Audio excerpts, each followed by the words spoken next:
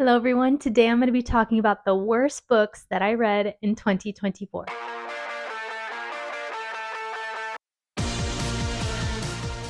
I think these books are so fun to watch, and I have a stack, quite a few books that I read in 2024 that I really did not enjoy, so let's talk about them. I am in a different space. I moved into a new house, which is so exciting. I can't wait to set up this room with my bookshelves finally have all my books in one place. I want this room to feel super cozy, and I'm just looking forward to decorating this room so much. Right now, this room is pretty plain, like my background's pretty plain, but it's because we just moved in like 3 days ago, and this room is the next room I really want to focus on and start setting up. The first book that I want to talk about was my first read of the year, so it's very disappointing, and that is Dead of Winter by Darcy Coates. I love Darcy Coates. I will continue to read her books, but this is the least favorite book that I've read by her. This is not her typical haunted house, very cozy horror. That's what I love about her, is her like haunted house, cozy horror, the atmosphere that she creates. This is a mystery, and I did not enjoy it.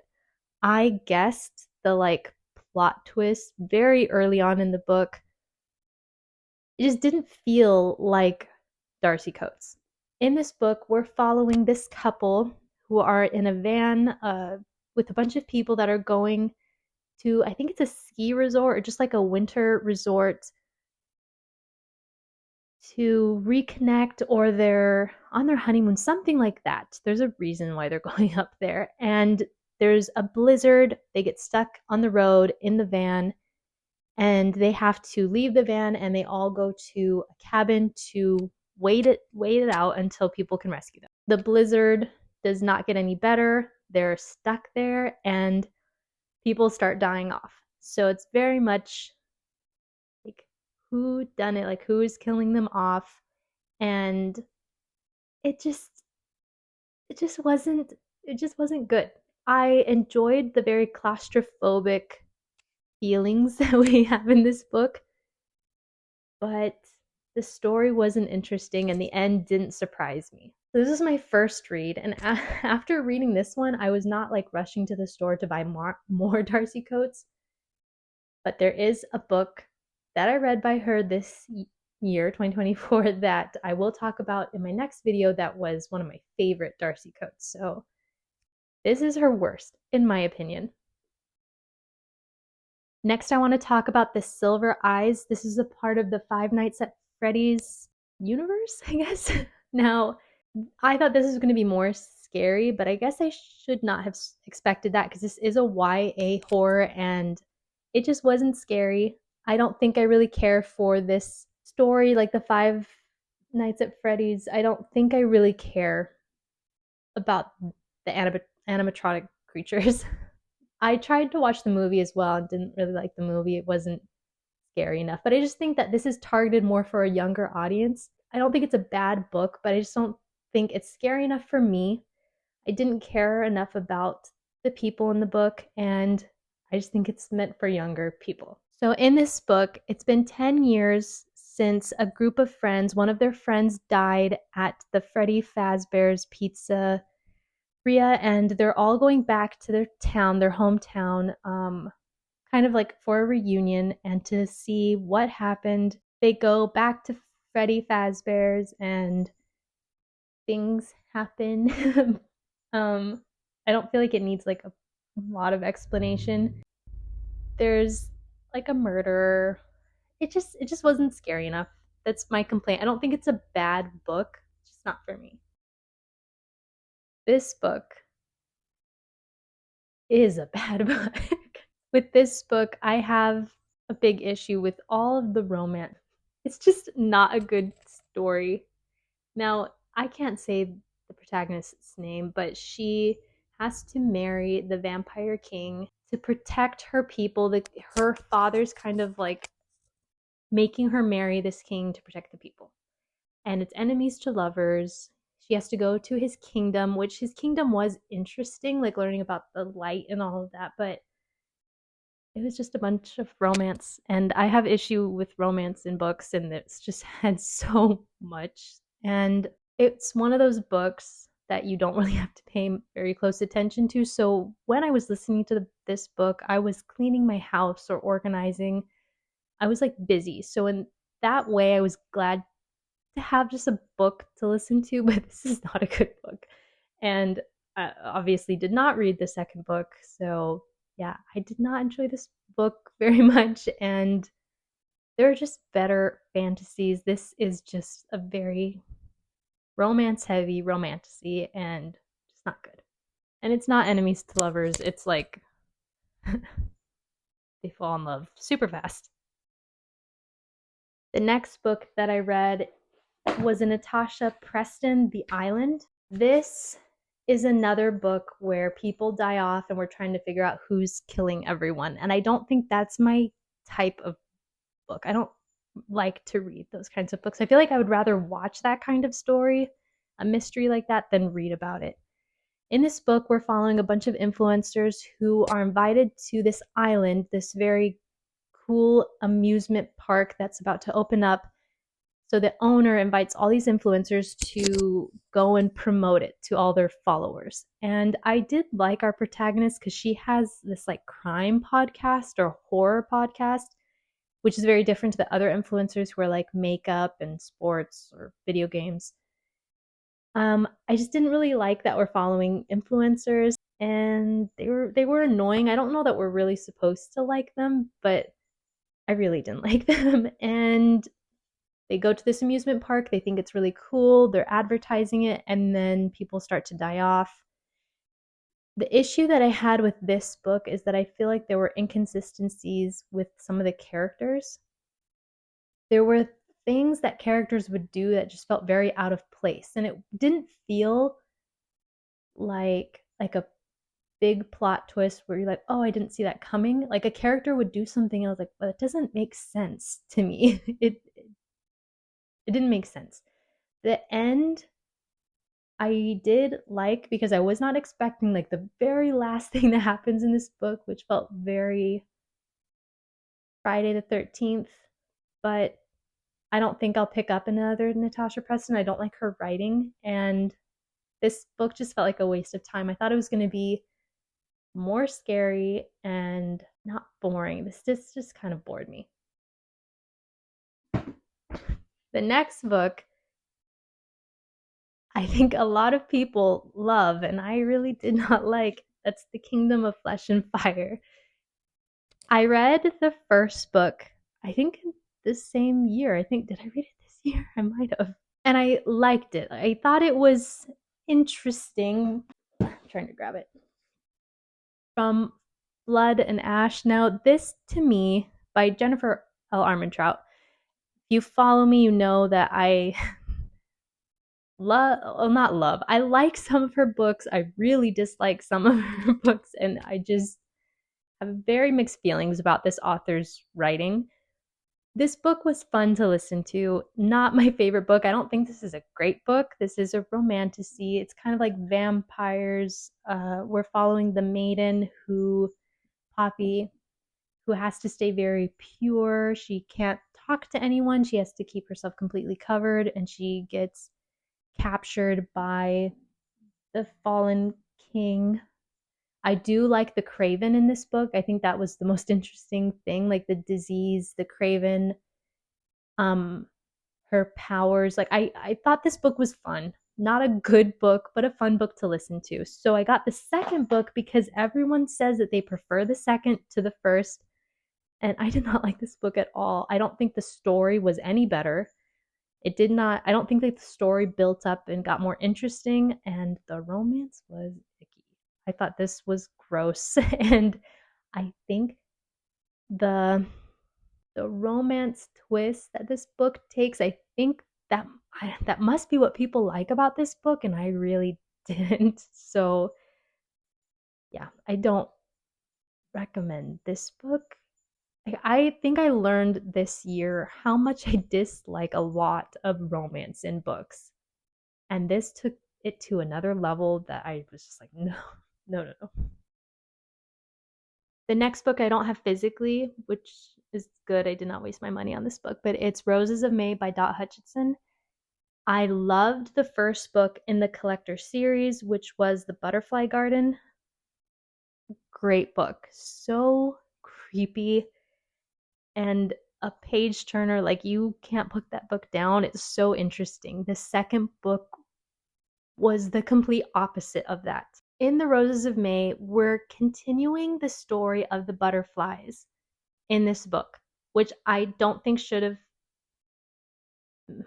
they should not have been in this book. I think it like downplays the brilliance of the first book to continue to follow some of those characters. We are continuing to follow the investigators, the FBI investigators, which I think is fine to like continue to follow them with different stories. Betsy's trying to get comfortable in my chair and there's just a bunch of stuff there. So she's like digging at it. I'm sorry. Can you get cozy? In this book, we're following a mother and daughter who are grieving over their lost sister and daughter. She was the older sister and she was murdered, and they're trying to start a new life, like start over again in a new place.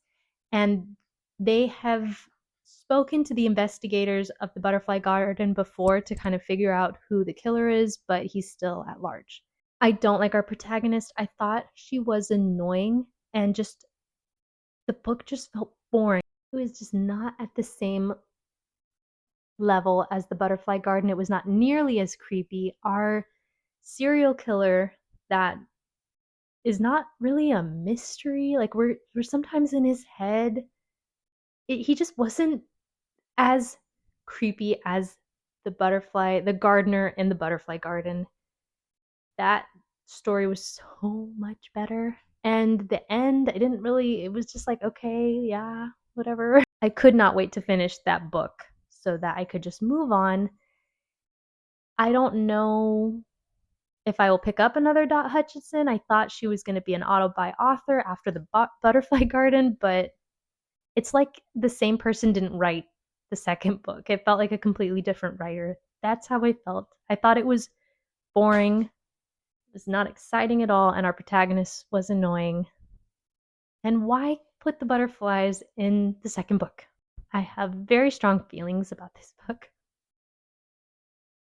The next two books might be the most disappointing of the year. And it's from one of my favorite authors. I was so disappointed about The Middle of the Night and Home Before Dark. I can't hold them both. After finishing Home Before Dark, I rated it 4 stars. 2 months later, I couldn't remember anything I read. So I'm going to change my review because after thinking about this book longer, like why did I give it 4 stars? I'm still trying to get comfortable. Like it just does not make sense to me. These have a very similar feel to them for me. Like that his story just died out and neither of these had a cool, like crazy plot twist. In Home Before Dark, we're following Maggie. Her and her parents have to flee their house when she's, I don't know, like 5, because crazy things are happening in their house. They've only lived there a few weeks. Then it's like in the future, after they flee the house, the father writes a book about every crazy thing that happened in the house.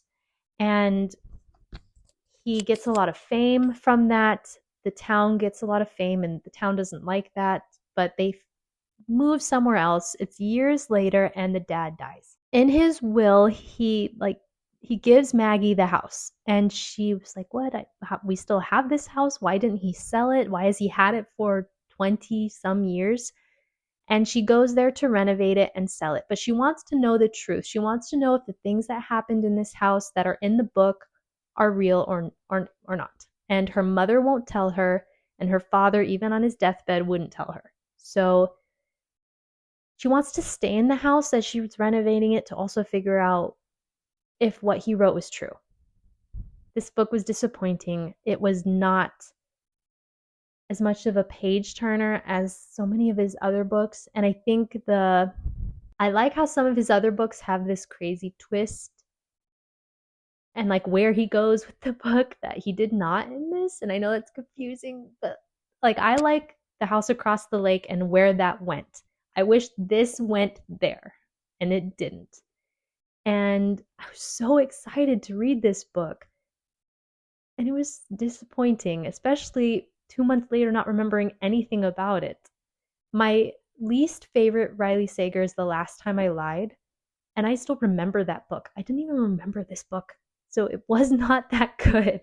And I will be changing my rating for this. I think I rated it a 4-star because it's a Riley Sager and I love his books. And I think that changed my rating and I gave it a rating that was too high.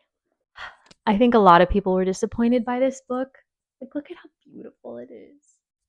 In this book, we're following Ethan when he was 10 years old. He had like a sleepover with one of his friends, and they were in a tent in his backyard. And when he wakes up, his friend is gone, and there's a slash in the tent, and no one knows what happened to that boy. Now it's years later, and he goes back to his hometown and he wants to know what happened to him, to Billy. So he's trying to figure that out. I think we were all hoping that this book was going to take the cooler route. The ending was so anticlimactic. It was so boring and disappointing. I expected so much more from Riley Sager, and I hope that his next one is so much better. I'm still going to keep them because I love Riley Sager. Like, I love The Only One Left, The House Across the Lake, Lock Every Door is my favorite. Like, that one I could not put down. Like, we need another Final Girls, Survive the Night. We need more of those super exciting Riley Sagers. And those two got it. Okay. The next book is another Jennifer L. Armentrout, and that is Fall of Ruin and Wrath. I should have known better. Just from the back, I should not have picked up this book, but look at the cover. Like, it looks so cool. There's like no story. In this book, we're following Celestia, who has the power of intuition, and she kind of picks up this prince that's on the side of the road, and he's going to be her downfall, but she falls in love with him. It's just not good. The story wasn't good. The characters were not great, and it was just a bunch of romance, and I should not have purchased this book. The next 3 books I do not own, and I'm glad because they were so bad. A Crown of Ash and Silver. I talked about this recently in my last video, but it's on Kindle Unlimited. It had a cool cover. I thought it was going to be really good. The characters were annoying. The powers were not interesting, and the story was just another romantasy that I don't even like remember that much that happened and will not continue with the series. A Cord of Blood and Binding. This book has potential. There's cool color powers. Like, the Fae can pull color from fabric or from nature, and different colors do different things. Like, I don't remember if this is correct, but like red can create a blast. But we don't learn a lot about those powers. And it's again just typical romantasy where she's taken to the Fae realm and falls in love with what is he called? The Angel of Silence or something like that, where he kills people. He's a terrible person and she falls in love with him. I thought this book had potential because the powers were cool, but we didn't learn enough about their powers. And there were some other characters. There's pixies and a phoenix, and I thought that was cool. I wanted to have more of those other characters than just the beautiful fae, but I will not continue. It wasn't very good. And then The Veiled Kingdom. This was a part of the Goodreads Choice Awards for romantasy, and I don't know why. This book was awful. In this book, all the fae, I think they're fae, they like all have powers. And our protagonist doesn't have any powers, allegedly, and she gets wrapped up in the rebellion. And she's a princess who her father doesn't want her to be a part of the kingdom. He kind of keeps her hidden. And she gets wrapped up with the rebellion. That's like the first part of the book. I thought that was going to be really interesting. But she falls in love with the like leader son. This book just had so much romance. I skipped pages of that book cuz I was like, I don't want to read this. And that's what like the majority of the book was. I wanted to learn more about the rebellion, more about the kingdom, and their powers, which I think I just always want in a book. I just want more story, more plot. I want to learn more about the characters and just take out so much of the romance. So I was surprised after reading that book that it was on the list with other romanticises that were genius. Like this book was just trash.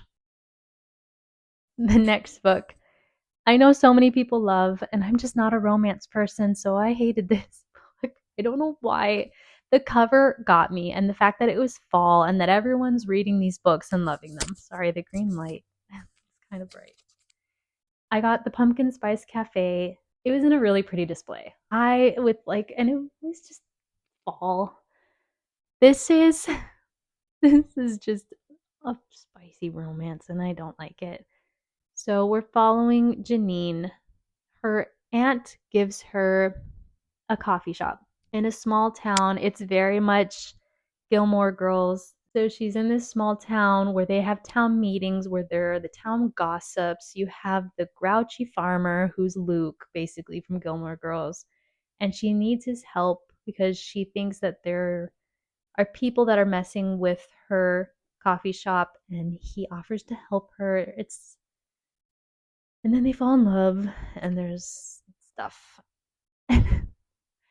I would rather watch Gilmore Girls for the nostalgia than to read small town books. I don't like this. I don't like reading this. It felt so silly. At so much of the book felt silly, and then it would get gross. Like Gilmore Girls isn't gross like that with romance. This, I was like, that wouldn't happen in Gilmore Girls. So I did not like this book, but I'm just not a romance person. So I know better than to buy books like this, but I thought it I thought I would enjoy it. I thought it would be very cozy, and it was just bad. I felt embarrassed. I felt embarrassed. And the last book is The Phantom, which I also don't have, by Helen Power. This book is about our protagonist who needs money. She does not handle her money very well. So she sells her hand for a bunch of money. And after she sells her hand, she has phantom limb. So she's feeling things through that hand, and it's very painful. So she gets put on this experimental drug that's supposed to help with phantom limb. And we just really don't like her. She's a bad friend. I think she's just a not a very good person, and she also wastes all of her money on this very bad deal that she made. She in her life she has pretty shady people, and she thinks that the serial killer that's kind of at large during this time has her hand and is killing people with it. The book sounded really interesting, but our protagonist really ruined the book for me. She was a jerk. And even to like the person that she liked, she was just not a good person. And I don't know that we necessarily always need to love our protagonist. Like we can be in the mind of like the villain throughout a book. Like that's fine, but we were just annoyed. I was annoyed by her the whole book. So I did not enjoy that book. I'm glad I read it digitally and I don't have a physical copy. But if a book made it on this video, it's because I had strong feelings about why I disliked the book. In 2024, I read so many good books, and I can't wait to make my video best of 2024, but I always like to know the books that people really disliked throughout the years. So I had such a good reading year, but those books were disappointing or confusing or gross, and that's why they made it on this video. Enjoyed watching, and stay tuned for best of 2024. I'm so excited to make that video. Thanks for watching, and I'll see you in the next one. Bye.